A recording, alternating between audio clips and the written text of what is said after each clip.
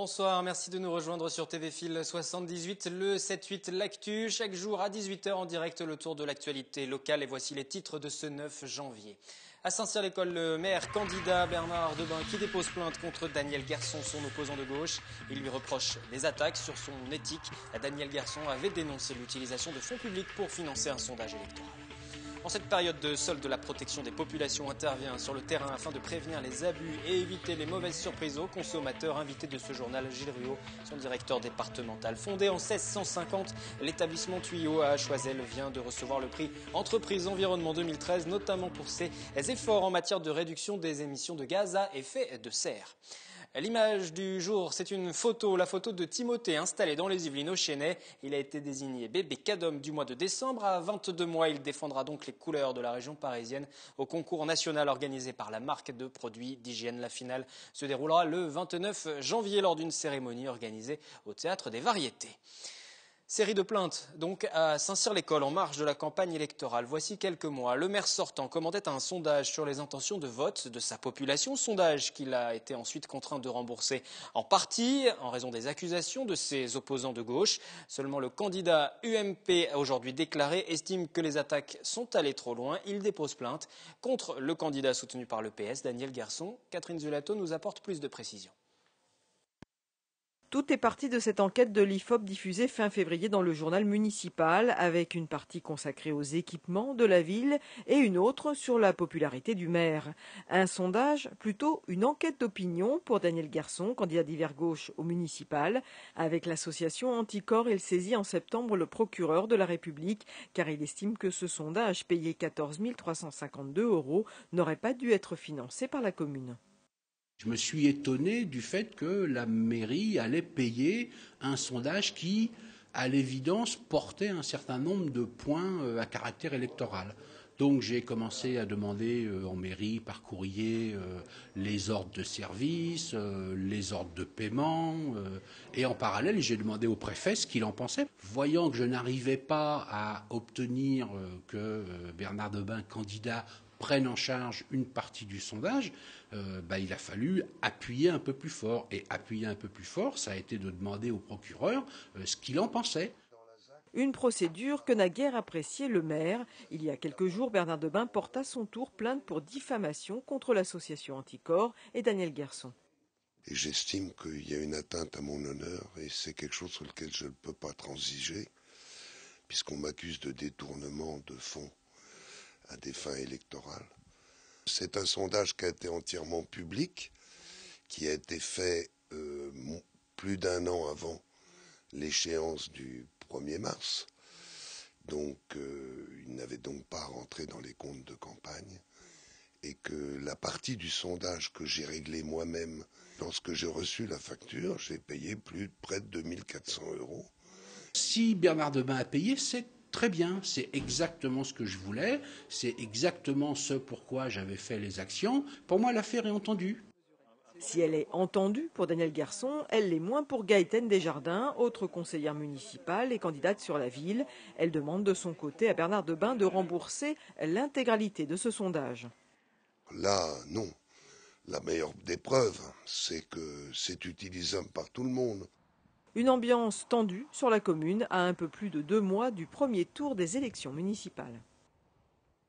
On quitte la politique. L'invité de ce 9 janvier, Gilles Ruot, bonsoir. Vous êtes le directeur de la protection des populations dans le département. Vous êtes forcément très attentif en cette période de solde. Les soldes qui viennent de débuter hier. Est-ce que vous avez déjà constaté des abus, des excès de la part des commerçants? Et puis, si oui, quel type d'excès, quel type d'abus? Alors évidemment, il est trop tôt pour donner déjà un bilan. Ce que l'on peut dire quand même de manière plus générale, c'est que les soldes semblent commencer assez doucement dans cette période. On attend surtout le week-end prochain. Il y a eu peu de fréquentation hier. Pour l'instant, peu de fréquentation d'après les premiers constats que l'on a effectués. Alors sur les éventuelles fraudes, bon, alors elles sont principalement dues, lorsqu'elles sont constatées bien sûr, sur la réalité des rabais et remises puisque c'est ce que recherche le consommateur, à savoir faire une bonne affaire dans cette période. Donc nous sommes très attentifs à la réalité des rabais. C'est-à-dire qu'on gonfle un peu les prix artificiellement pour signifier une grosse réduction. Oui, il y a une règle assez simple qui est que le commerçant doit pratiquer, ne peut pas descendre en dessous du prix le plus bas pratiqué un mois avant les soldes. Donc c'est ce qu'on appelle le prix de référence. Donc c'est à partir de ce prix de référence que se calculent les rabais qui sont de manière libre d'ailleurs décidés par le commerçant.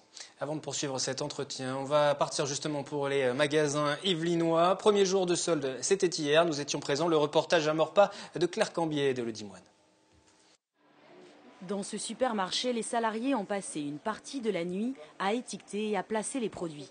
À quelques minutes de l'ouverture, on finalise les rayonnages. Tout doit être prêt pour l'arrivée des clients. 8h30, le rideau se lève. Derrière, une centaine de personnes bien décidées à profiter des soldes. Premier arrivé, premier servi. Les meilleures affaires, c'est les premiers jours. C'est parmi les premières heures même. Le magasin propose des réductions allant jusqu'à moins 70%, de quoi faire des affaires. Et là, à chacun sa technique. Il y a ceux qui fouillent et ceux qui ont bien préparé leurs achats. J'ai fait mon repérage et j'espère que je vais trouver mon bonheur. Dans tous les cas, les caddies se remplissent vite, même si cette année, l'enseigne prévoit une baisse de la fréquentation. C'est vrai que l'élasticité est moins importante quand même que ce qu'on pouvait connaître il y a quelques années, parce que il y a beaucoup de promotions et d'opérations tout au long de l'année. Donc c'est vrai que ça dilue quand même un petit peu l'impact des soldes. Malgré tout, il reste quand même un delta qui est non négligeable. Les magasins de vêtements, plus particulièrement, ont lancé des ventes privées, des soldes avant les soldes. C'est tout de même dans le textile que ce supermarché compte faire son plus gros chiffre d'affaires. En règle générale, les ventes du rayon vêtements atteignent 100 000 € le premier jour et en 5 semaines de soldes, de 10 à 12% du chiffre d'affaires annuel. Malgré la baisse du pouvoir d'achat, 62% des Français devraient dépenser plus de 100 € pour les soldes, une donnée confirmée par les clients de ce magasin. Si j'arrive à tout trouver, aux alentours de 500-600 €. 300 €.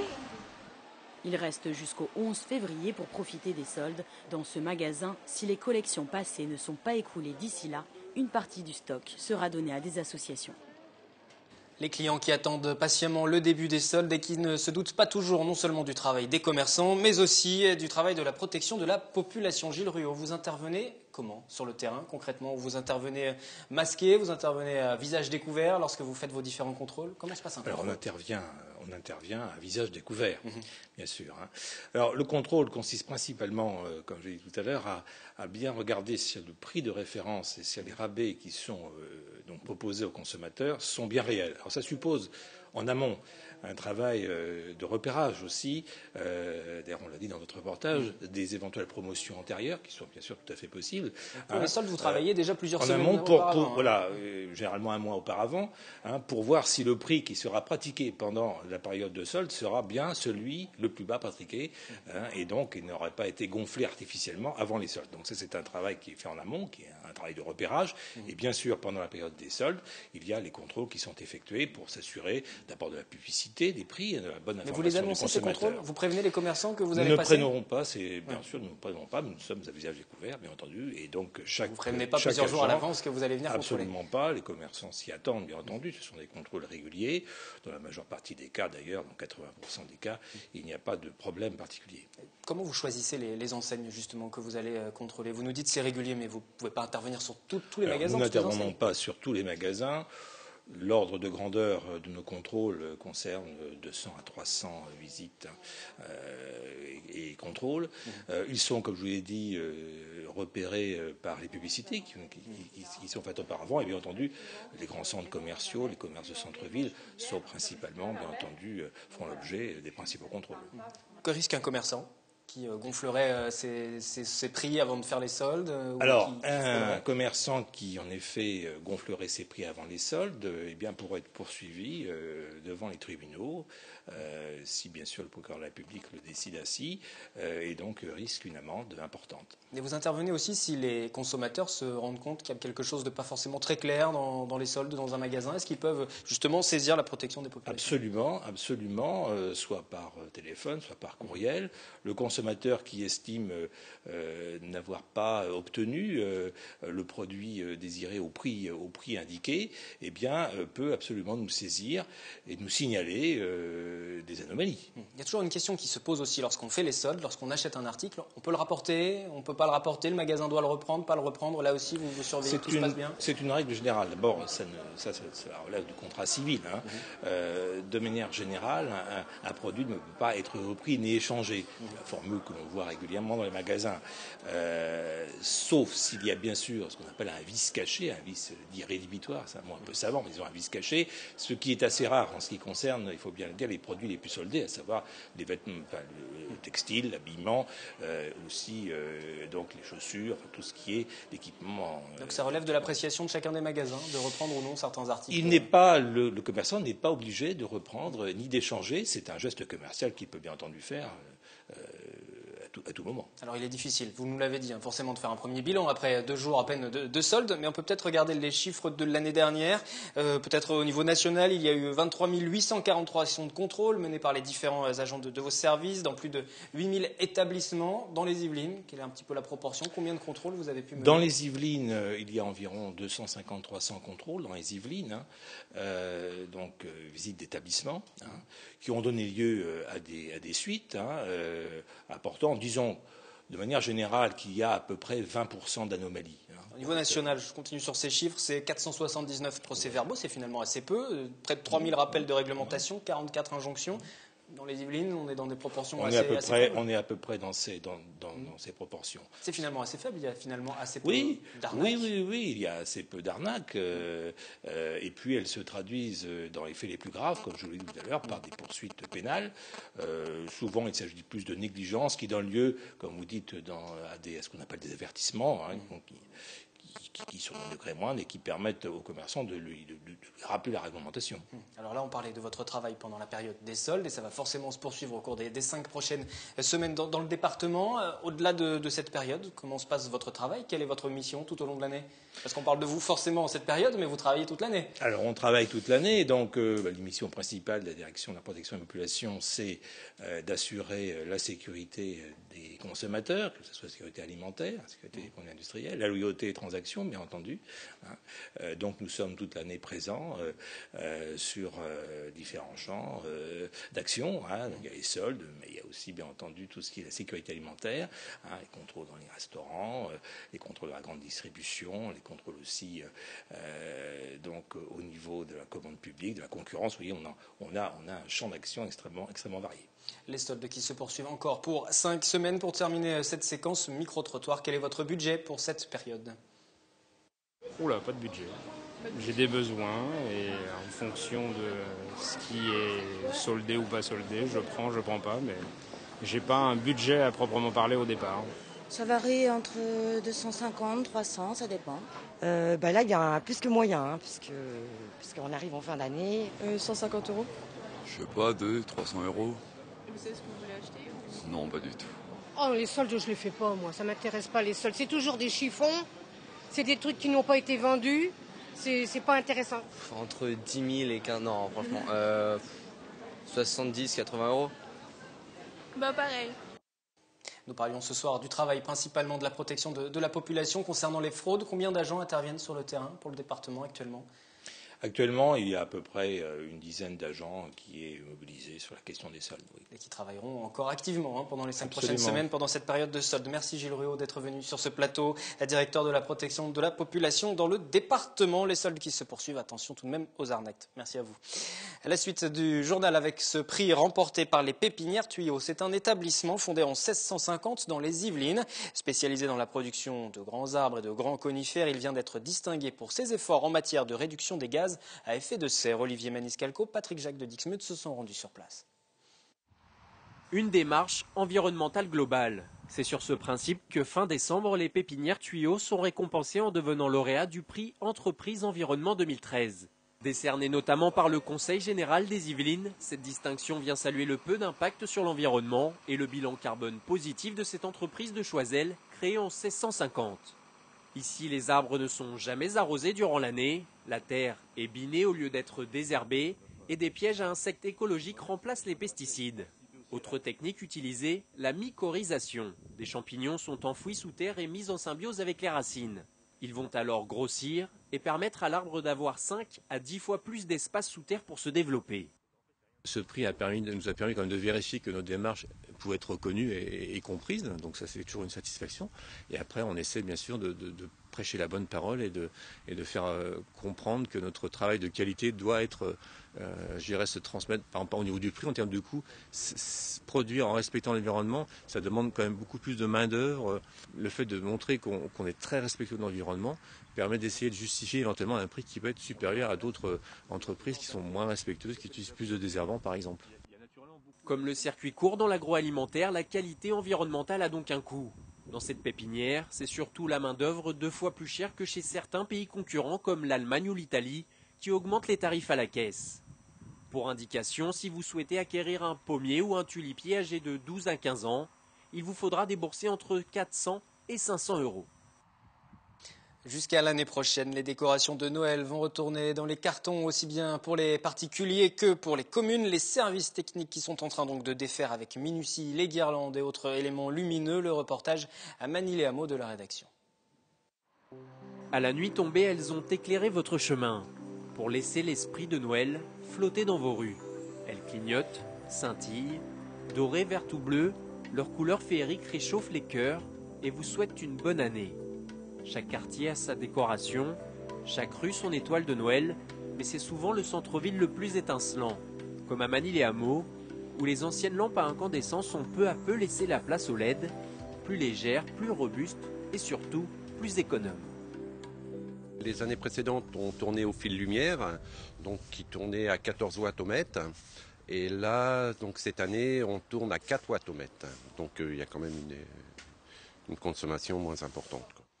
À Manille-les-Hameaux, plus de 170 illuminations ont scintillé.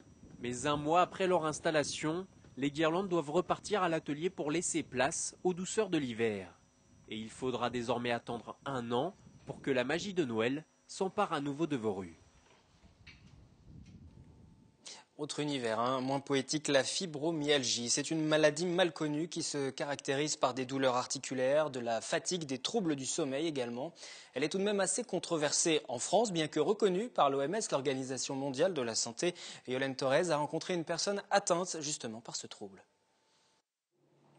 Marcher dans la rue, monter et descendre les escaliers, des gestes du quotidien pas si évidents pour Ouri.